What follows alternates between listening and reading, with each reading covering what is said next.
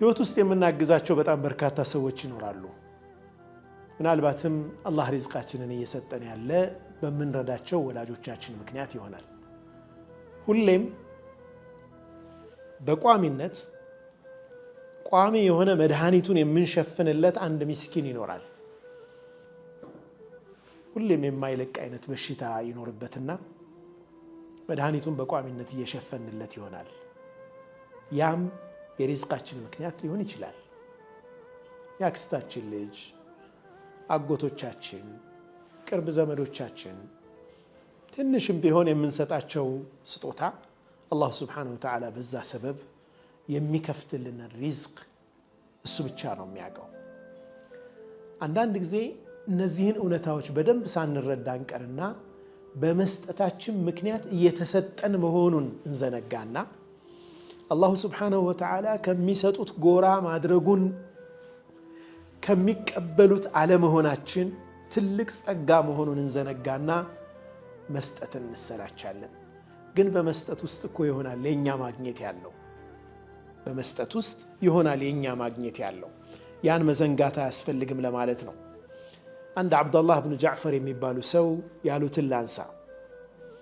በጣም ከፍተኛ ሰደቃ የሚሰጡ ሰው ናቸው። በነገራችን ላይ ከሰለፎች ዘካ የማይወጅብባቸው ሀብታሞች አልፈዋል ይባላል። ምክንያቱም ዘካ ለመውጀብ ሐውል መሙላት አለበት፣ 1 ዓመት መሙላት አለበት።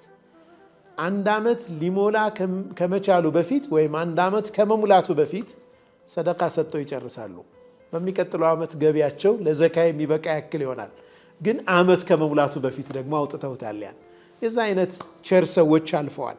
እኒህ አብዱላህ ብን ጃዕፈርም እንደዛው አይነት ሰደቃ በመስጠት የሚታወቁ ናቸውና የቅርብ ዘመዶቻቸው እባክህን ቀንስ አበዛሃው ይሏቸው ነበር። ሱብሃንአላህ።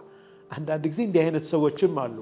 የሚሰጠው ሰው ሳይሰለቸው፣ የሚሰጠው ሰው ሳይሰስት በዙሪያው ያሉት ሰዎች ስስት ውስጥ ይገባሉ። እሱ ለሰጠው እና እባክህ ቀንስ ይሏቸዋል። አብዱላህ ብን ጃዕፈርን ምን አሉ? ለቀድ ዓወደኒ አላሁ ዓደተን ወዓወድቱ ዒባደሁ ዓደተን።